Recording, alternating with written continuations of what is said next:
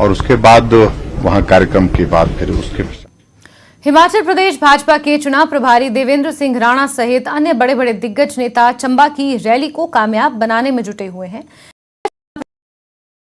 चंबा में आयोजित press conference में कहा कि 10 दिन के भीतर दूसरी बार प्रधानमंत्री नरेंद्र मोदी हिमाचल आ रहे हैं। उन्होंने दावा किया कि इस रैली में 75,000 से ज्यादा लोग शामिल होंगे।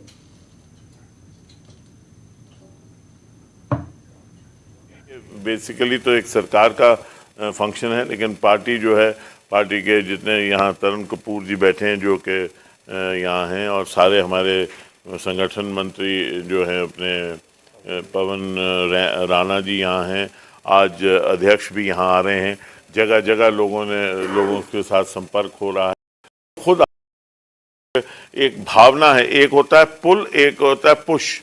वो तो पुल इफेक्ट है जिससे आप बात करिए। मैं कल सोनटी में था, डलहौजी में था, मैं मनोला में था। लोग ये कह रहे हैं कि लोगों का अगर बस चले वो पैदल ही चल पड़े। आप व्यवस्था की बात कर रहे हैं, लोग सुनना चाहते हैं। और मुझसे एक बुजुर्ग मिले जिनकी उम्र कोई तकरीबन 86 या 87 साल थी। तो उन्होंने कहा कि मैं 10:30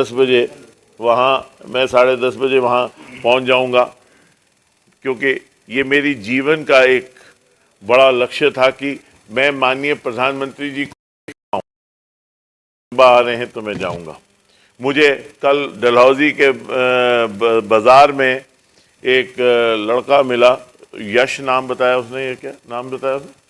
यश, शायद वो पुणे से है। और उसने कहा कि मुझे यहाँ आके पता लगा, वो एक ग्रुप था 5, 7, 8 लोगों का। उसने कहा मुझे यहाँ आके पता लगा कि माननीय प्रधानमंत्री जी चंबा आ रहे हैं। मैं जा रहा था वापस, लेकिन मेरी बकेट लिस्ट होती है कि लाइफ की एक बकेट लिस्ट है। उसने कहा in my bucket list one of the priorities is to see the honourable prime minister me and I am going to go to Chamba changing my programme. तो ऐसा लोगों में भावना, लोगों में प्यार है, लोगों में एक जज्बा है। और ये जज्बा है क्योंकि एक राष्ट्र का पुनर्निर्माण इनके कर कमलों से हो रहा है, भारत का उद्धार इनके कर कमलों से हो रहा है। इसलिए हर शख्स चाहता है कि माननीय नरेंद्र मोदी जी को सुने।